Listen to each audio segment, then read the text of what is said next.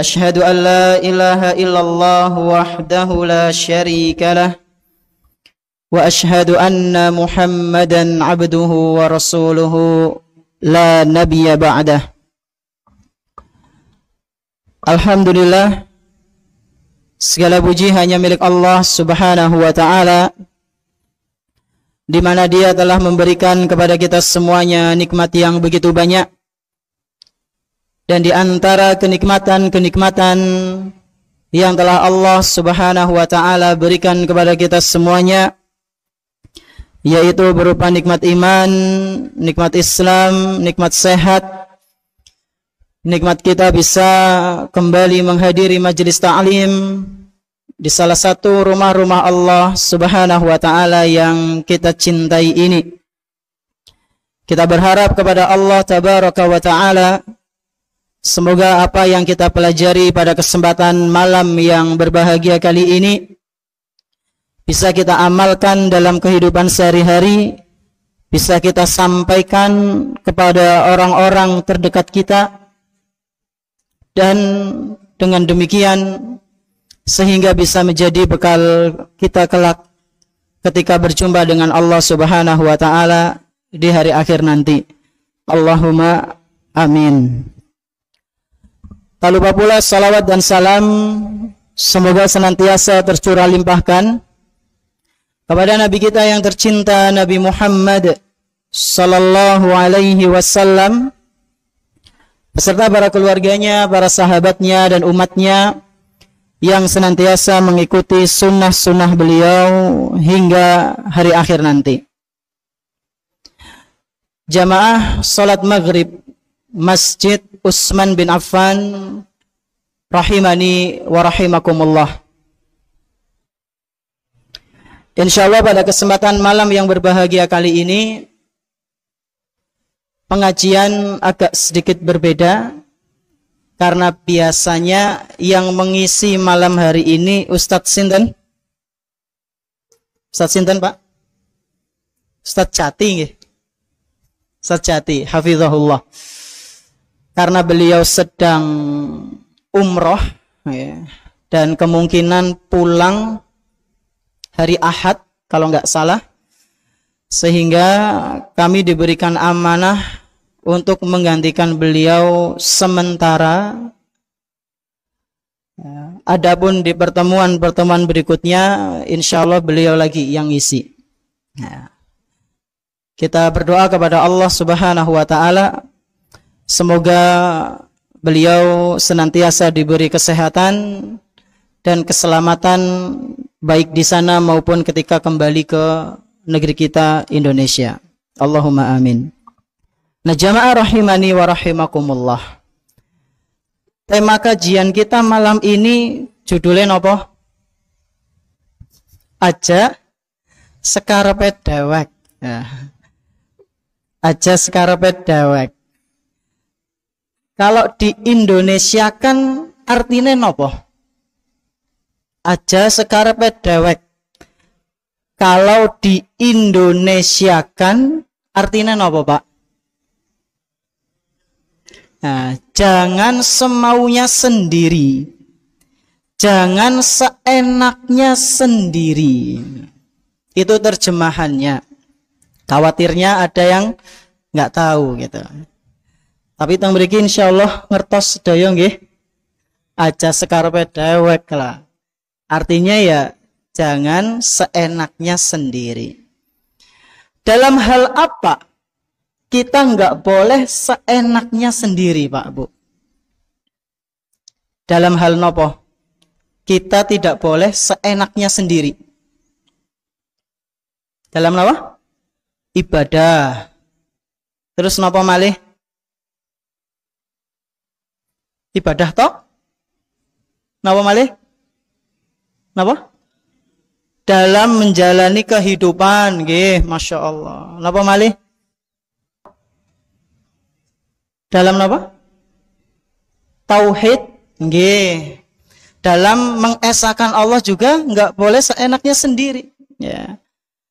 Dan dalam segala hal, baik itu dalam masalah agama maupun dalam masalah dunia. Kenapa bisa seperti itu? Karena kita, Pak Bu, sebagai manusia adalah makhluk yang diciptakan oleh Allah Subhanahu wa Ta'ala yang hidup dalam berbagai macam peraturan. Baik itu di dunia, baik itu dalam masalah agama maupun dalam kehidupan dunia ini secara umum. Baik itu peraturan yang tertulis maupun peraturan yang tidak tertulis, yang tersurat maupun yang tersirat. Contoh peraturan yang tidak tertulis niku napa, Pak? Kan ada peraturan yang tertulis itu kan jelas, ya. Dilarang ini, mohon begini, begini, begini. Nah, kalau aturan yang tidak tertulis itu contohnya apa? Apa? Kalau diajak bicara, kalau sedang diajak bicara, jangan sibuk main HP. Ya. Kemudian kalau berbicara dengan orang yang lebih tua, nadanya jangan naik, jangan bentak. Itu kan aturan, tapi tidak tertulis. Ya. Kemudian ketika mengambil barang pinjem, maka hendaknya mengembalikan dengan rapi sebagaimana semestinya, sebagaimana barang itu tadi di situ. Ya. Itu peraturan-peraturan yang tersirat di antaranya. Nah, adapun sekarang Pak Bu, kita akan membahas beberapa hal yang sudah seharusnya kita perhatikan, yang sudah seharusnya kita tidak boleh seenak kita sendiri dalam melakukan hal-hal yang akan kita bahas ini. Sebenarnya ada banyak, akan tetapi karena keterbatasan waktu, kita akan mempelajari sekurang-kurangnya ada 4 hal yang tidak boleh kita seenaknya sendiri. Yang pertama, dalam hal apa Ustadz? Yaitu jangan seenaknya sendiri dalam beragama. Jangan apa? Seenaknya sendiri dalam beragama. Sebagaimana yang disebutkan tadi oleh sebagian jamaah. Bismillah. Memang kenapa Ustadz kita nggak boleh seenaknya sendiri dalam beragama? Ya. Karena agama itu Pak Bu, sifatnya adalah tauqifi. Tauqifi itu apa Ustaz? Tauqifi itu ya sudah dari sananya ada aturannya seperti ini. Ada syariatnya, ada dalil yang sudah menentukan. Siapa itu yang menentukan? Allah Subhanahu wa Ta'ala. Allah Subhanahu wa Ta'ala dan juga Rasulnya Sallallahu Alaihi Wasallam yang menentukan bahwasanya ajaran itu seperti ini dan seperti ini. Jangan sampai kita menjadi hamba Allah Subhanahu wa Ta'ala yang mengambil ajaran-ajaran dalam agama Islam seenaknya sendiri. Sebagaimana ketika kita menikmati sebuah makanan prasmanan, ya, sing enak diambil, yang enggak enak, yang menurut kita enggak cocok dibuang. Ya. Sifat seperti ini sudah Allah Subhanahu wa Ta'ala kabarkan dalam Al-Quran Pak Bu, di mana ketika Allah Subhanahu wa Ta'ala menceritakan tentang sifatnya Bani Israel, bahwasanya Bani Israel itu selain sifatnya suka membantah, mereka juga suka milah-milih aturan dalam agama. Ya. Suka ngatur-ngatur nabinya. Dan nggak pernah puas dengan yang namanya syariat. Ya. Dalam Al-Quran surat Al-Baqarah ayat ke-85. Di situ Allah Subhanahu wa taala berfirman, "Afatu'minuna bi ba'dil kitabi wa takfuruna bi ba'd." Apakah kalian beriman dengan sebagian kitab dan kalian kufur dengan sebagiannya yang lain? Ya. Kalian mengambil ajaran yang kalian sukai, sementara yang kalian gak sukai itu dibuang. Ini sifatnya Bani Israel. Dan mulai nampak di sebagian kaum muslimin. Na'udzubillah, semoga kita bukan termasuk dari mereka. Kemudian apakah ada balasannya Ustaz? Ada. Di mana? Dunia dan akhirat. Kata Allah Subhanahu wa taala, balasannya di dunia adalah fama jazaa'u may yaf'alu dzalika minkum illa khizyun fil hayatid dunya.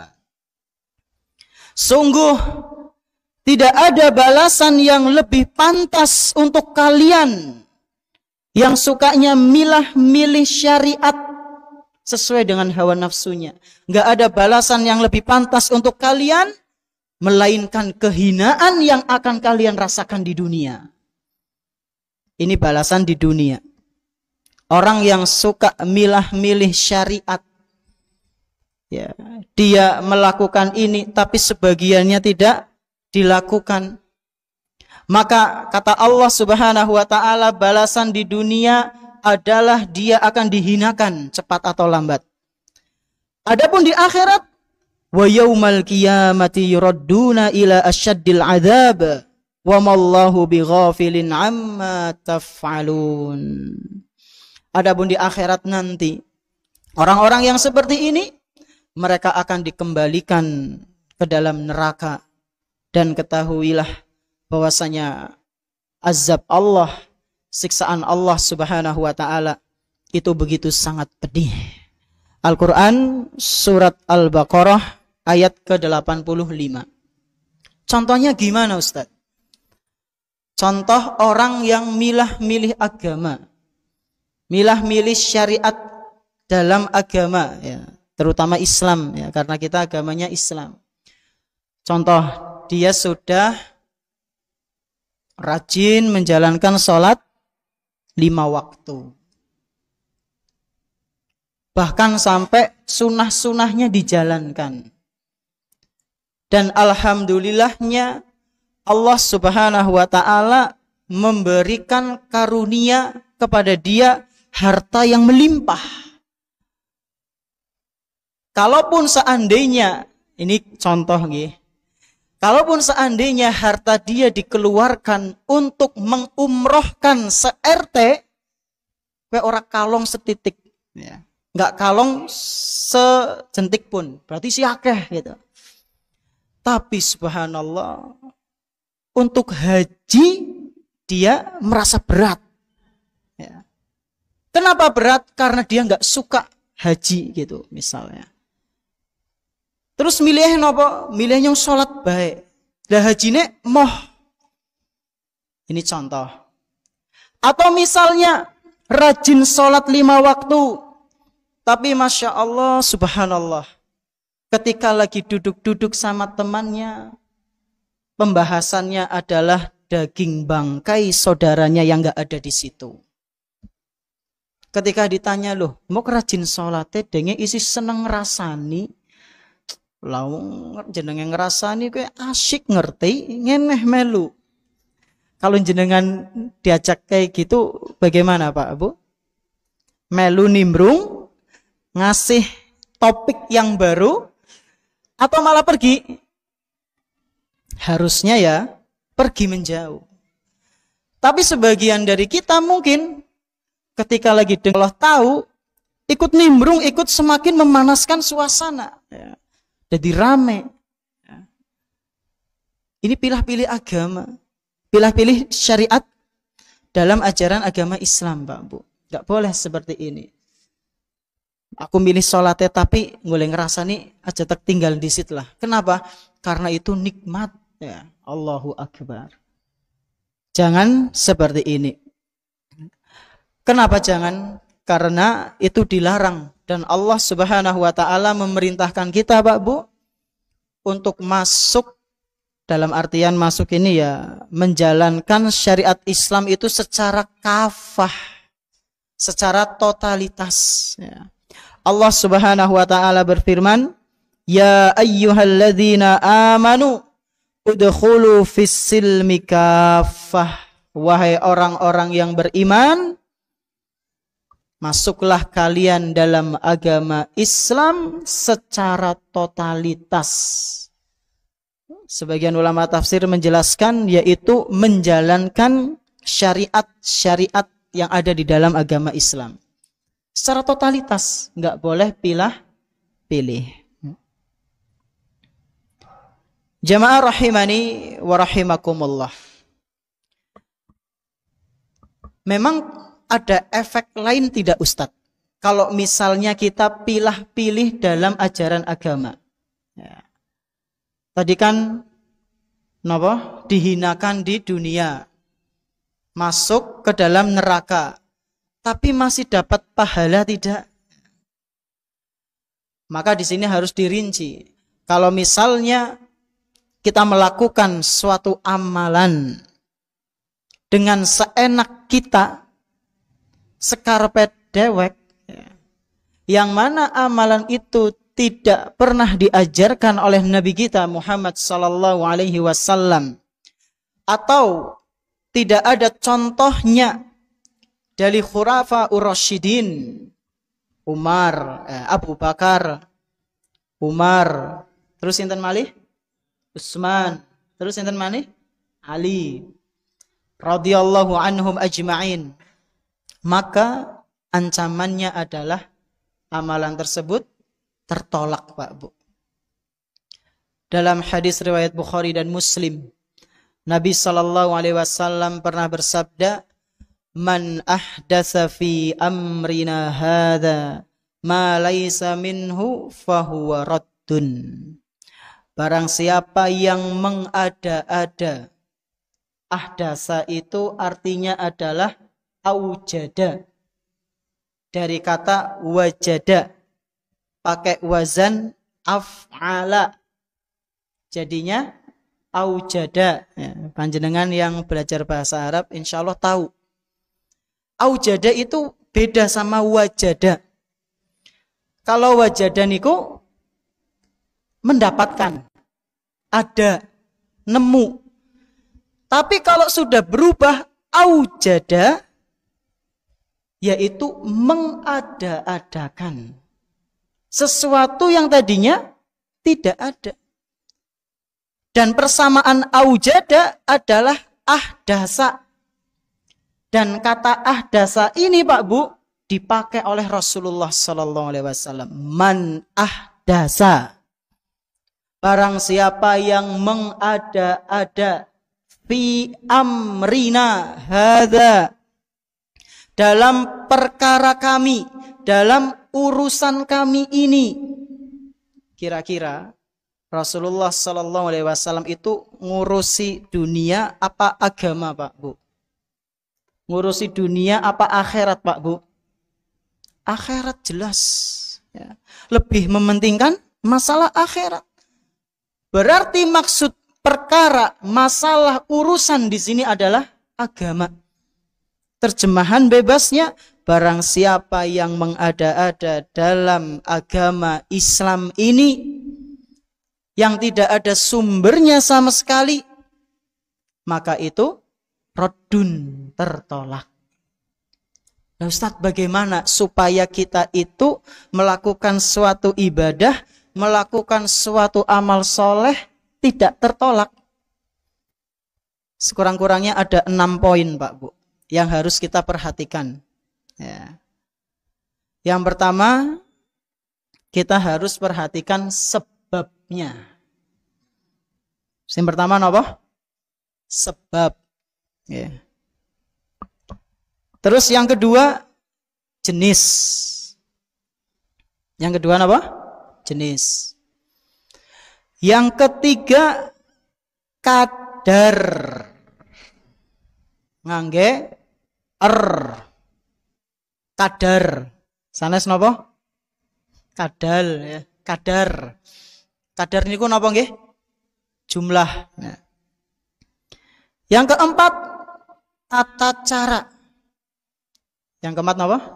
Tata cara. Yang kelima waktu, dan yang keenam tempat. Monggo sinten sing saged ngulang.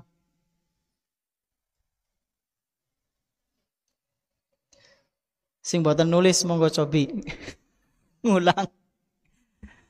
Ada berapa tadi Pak Bu? Ada 6. Siapa yang mau ngulang?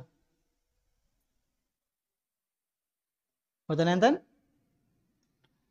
Monggo Mas. Kita harus perhatikan apa?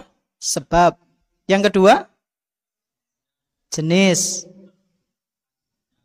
kadarnya, jumlahnya, terus tata cara, waktu dan tempat.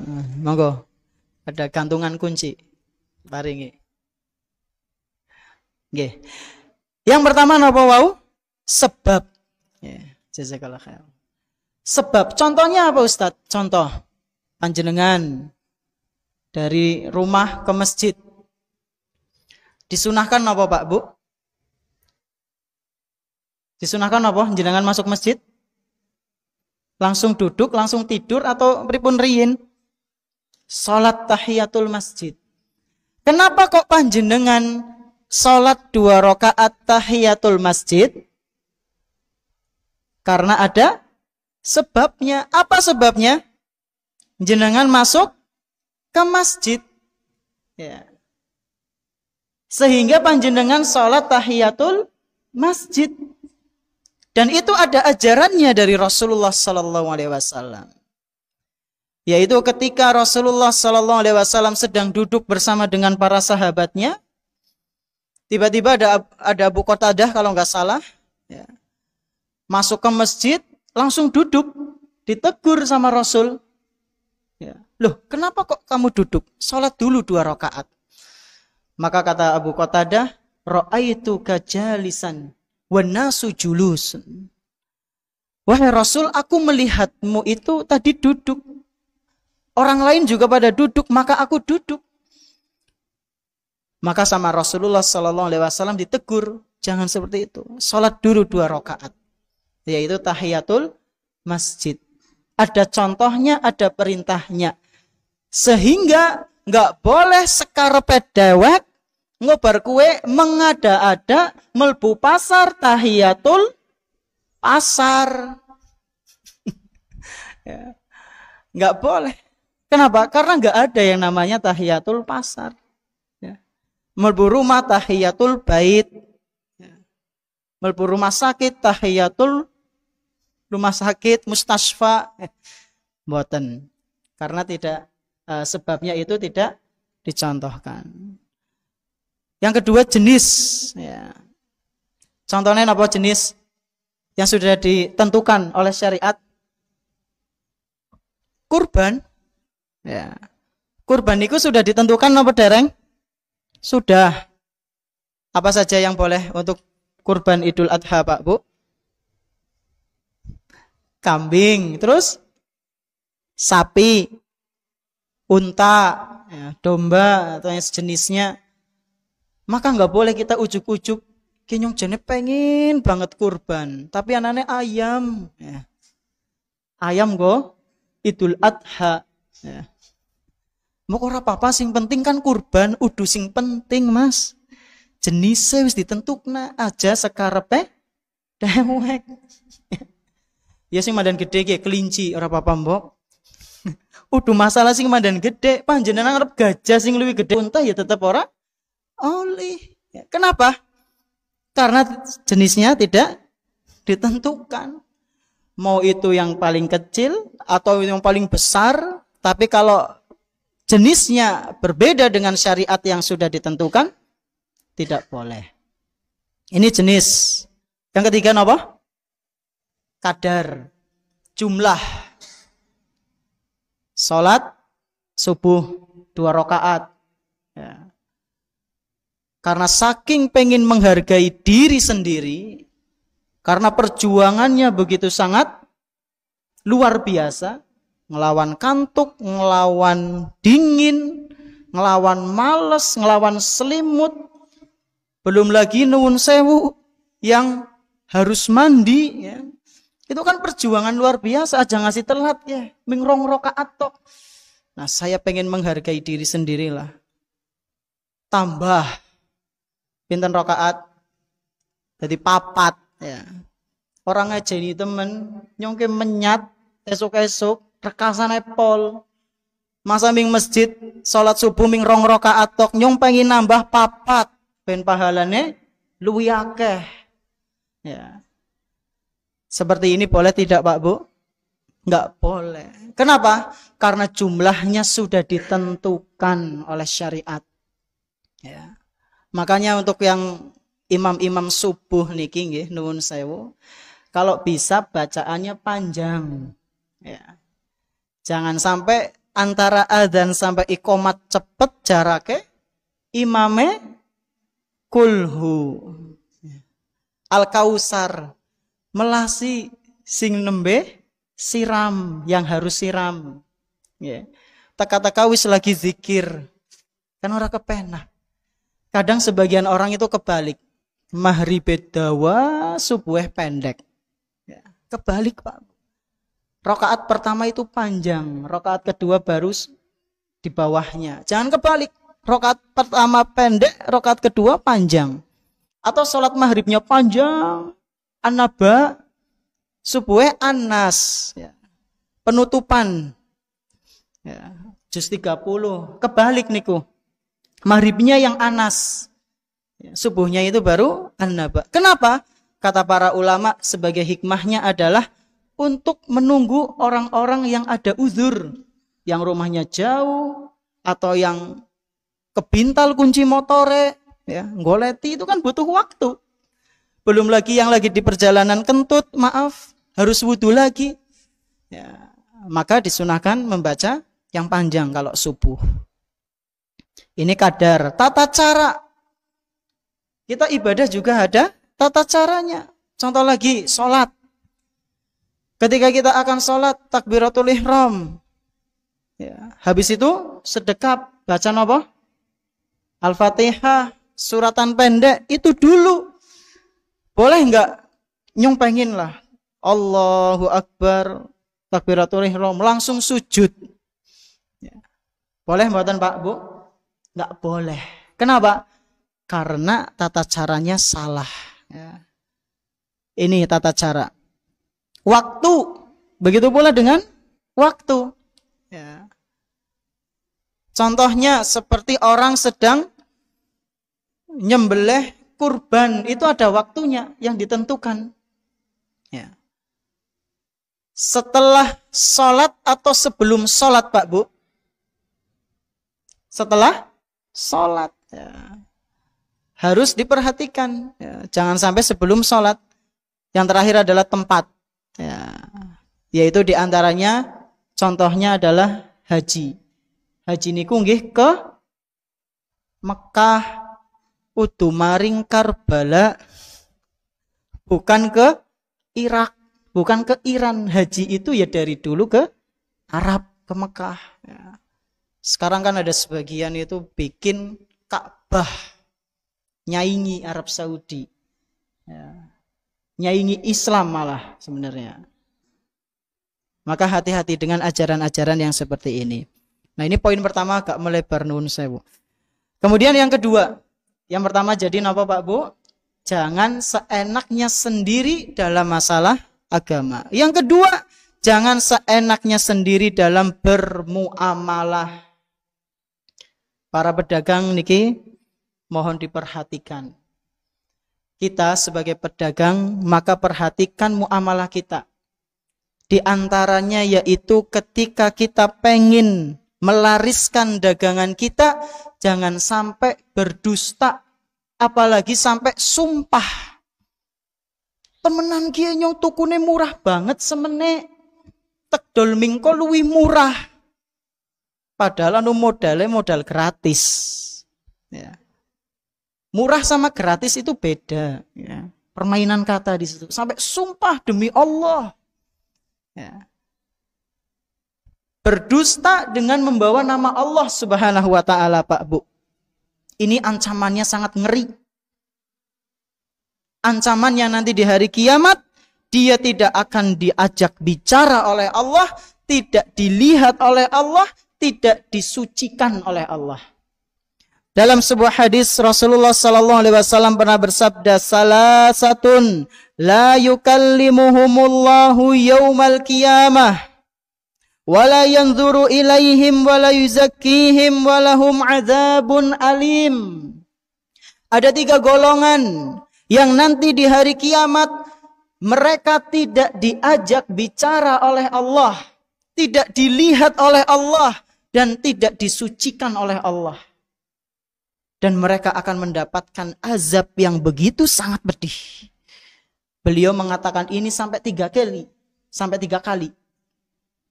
Kemudian ada sahabat yang mendengar, yaitu Abu Dzar Al-Ghifari radhiyallahu anhu. Abu Dzar pun bertanya, khabu wa khasiru manhum ya Rasulullah. Orang yang seperti itu wahai Rasul, orang yang engkau katakan itu pasti celaka dan pasti binasa, pasti rugi. Siapa mereka wahai Rasul? Maka beliau mengatakan, yang pertama al-musbilu, yang kedua al-mannanu, yang ketiga al-munafiqu sil'atahu bil halifi al-kadhib. Yang pertama adalah musbil. Musbil niku napa? Orang yang menjulurkan kainnya sampai menutup mata kaki. Niki sing sanjang sanes kula. Tapi sinten? Rasulullah sallallahu alaihi wasallam. Yang kedua al-mannan, yaitu orang yang suka ngungkit-ngungkit pemberian. Kombok wingi stok wae ya siki gantian. Atau ki bocah sekolah lianu tek rewangi nyong. Ngungkit-ngungkit dengan tujuan riya. Para ulama menjelaskan mannan di sini ada tujuan lain, yaitu riya. Dia ngungkit-ngungkit pemberian kepada orang lain dengan tujuan ada riya di situ. Bukan untuk mencontohkan bensin liane pada niru. Untuk berbuat baik juga, untuk menolong orang lain. Kemudian yang ketiga kata Nabi SAW adalah orang yang melariskan dagangannya dengan sumpah palsu. Aslinya padahal tidak seperti itu, tapi dia mengatakan seperti itu. Hadis riwayat Imam Muslim. Contoh sumpah palsu dalam berdagang itu gimana Ustadz? Sama Nabi SAW diberikan contohnya Pak Bu. Dalam riwayat Muslim nomor 108. Kalau yang tadi 106. Panjenengan kalau punya kitab hadis Imam Muslim ya, Sahih Muslim, panjenengan buka nomor 106. Kemudian di bawahnya itu ada 108. Nah di situ contoh. Contoh pedagang yang sumpah palsu hanya untuk dagangannya itu laris, supaya dagangannya itu laris. Kata Nabi SAW, wa rajulun baya'a rajulan bisil'atin ba'dal asri. Seseorang yang menjual dagangannya kepada orang lain di waktu setelah asar. Berarti nek bar maghrib ora apa-apa Ustaz. Ya udah kayak gue. Ya. Mau bar asar, bar maghrib, bar isya, bar subuh, bahkan sampai di tengah malam. Orang-orang pasar biasanya kan aktivitas tengah malam. Gitu. Kapanpun itu kalau sumpah palsu ya nggak boleh. Ini hanya gambaran dari Nabi. Seseorang yang menjual dagangannya kepada orang lain di waktu setelah asar, berikan harga ini kepada orang lain. Sumpah demi Allah. Padahal aslinya nggak seperti itu. Itulah sumpah palsu dalam berdagang supaya dagangannya laris. Dan ini dosa besar Pak Bu. Dosa apa? Dosa besar. Ya. Sudah membawa nama Allah, kok buat maksiat? Ya. Bersumpah dengan membawa nama Allah, kok buat maksiat? Dosa besar, Pak Bu. Ya. Dan dia kena kafarah. Ya. Dia kena kafarah sumpah. Ya. Dia ngasih makan ke orang miskin sebanyak 10, atau pakaian, atau membebaskan budak, atau puasa 3 hari berturut-turut. Ya, itu kafarahnya. Bagi yang pernah sumpah tapi ngelombok. Sumpah tapi ternyata tidak terbukti. Nah, jamaah rahimani wa rahimakumullah. Mengenai ini juga ada dalam Al-Quran surat Ali Imran ayat ke-77, di mana Allah Subhanahu wa taala menyebutkan bahwasanya orang-orang yang bersumpah palsu itu dalam dagangannya tidak akan dilihat oleh Allah dan akan mendapatkan azab yang sangat pedih. Ini poin yang kedua. Jangan sampai kita seenaknya sendiri dalam bermuamalah, ya. Dan muamalah itu cakupannya sangat luas. Bisa jual beli, bisa pula utang piutang, ya. Ketika kita hutang kepada orang lain, janji wulan ngarep tek balekna, ya ketika wulan ngarep tiba dikembalikan. Maksudnya kan tahun ngarep, Ustaz, ya. Wulan ngarep Desember 2000 selawe, ki berarti ngeles. Bilangnya bulan ngarep, tahunnya disamarkan gitu. Padahal dia sudah apa? Sudah mampu untuk membayar, maka bayar. Loh, memang kenapa Ustadz? Kalau misalnya saya sudah mampu, saya punya utang tapi tidak dibayarkan, itu zolim, Mbak Bu. Nabi SAW sendiri yang mengatakan, Matlul ghani zulmun. Orang yang suka menunda-nunda pembayaran hutang padahal dia itu aslinya mampu, zulmun, itulah kezoliman. Maka jangan skarpet dewek ketika utang piutang. Kalau sudah batas waktunya dan kita mampu untuk membayar atau minimal nyicil, ngredit, ya bayarkan. Jangan kemudian malah ngilang. Ya. Ini yang ketiga, yang kedua. Kemudian yang ketiga, jangan seenaknya sendiri dalam berumah tangga. Ya. Jangan seenaknya sendiri dalam apa? Berumah tangga. Ketika seorang lelaki maupun wanita mereka menjalani kehidupan berumah tangga, maka mereka harus menaati peraturan-peraturan yang telah ditetapkan oleh syariat. Tidak boleh berumah tangga sekarpet dewek. Dalam artian gimana Ustadz? Dalam artian hal-hal yang haram dilabas. Mencari nafkah gak peduli halal haram. Yang penting untungnya besar. Tidak boleh seperti itu. Allah Subhanahu wa taala berfirman, "Wa ta'awanu 'alal birri wat taqwa." Dan kalian saling tolong-menolonglah dalam kebaikan dan ketakwaan. Wala ta'awanu 'alal ismi wal 'udwan. Dan janganlah kalian saling tolong-menolong dalam perbuatan dosa dan permusuhan. Ya. Jadi harus diperhatikan kerjasamanya antara suami dan istri. Jangan malah kerjasama dalam judi online, ya. Tebak-tebakan nomor. Ya. Bu, mau bengi turu jam pira?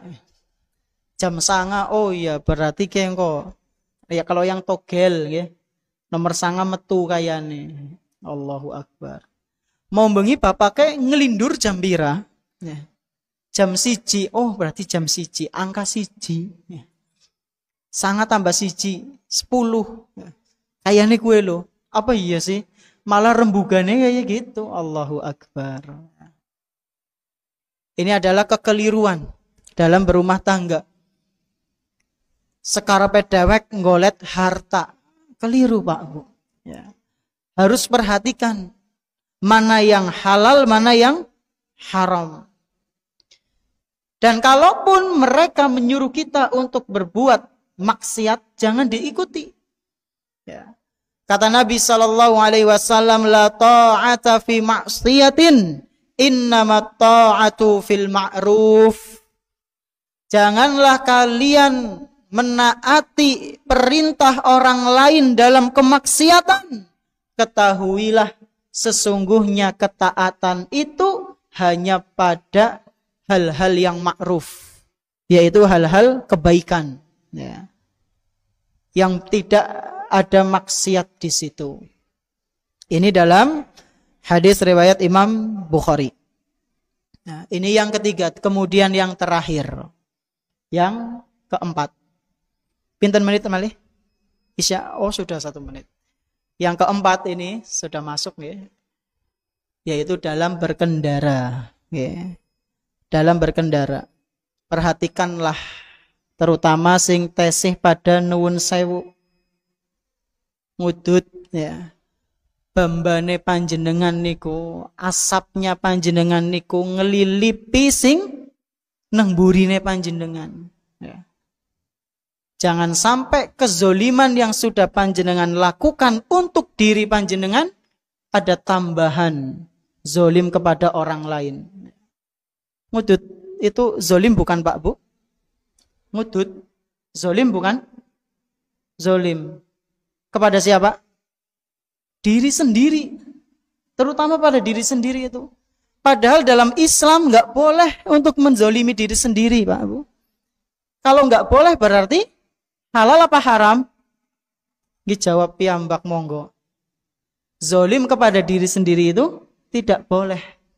Ya, dalam Islam benar-benar menjaga, ya, benar-benar menjaga. Maka bagi yang masih seperti itu, berhentilah sebelum penyesalan itu tiba. Mungkin ini yang bisa kami sampaikan, kurang lebihnya mohon maaf. Terima kasih atas perhatiannya. Subhanakallahumma bihamdik, asyhadu an la ilaha illa anta, astaghfiruka wa atubu ilaik. Wassallallahu ala nabiyyina Muhammadin wa ala alihi washabihi ajma'in. Wassalamualaikum warahmatullahi wabarakatuh.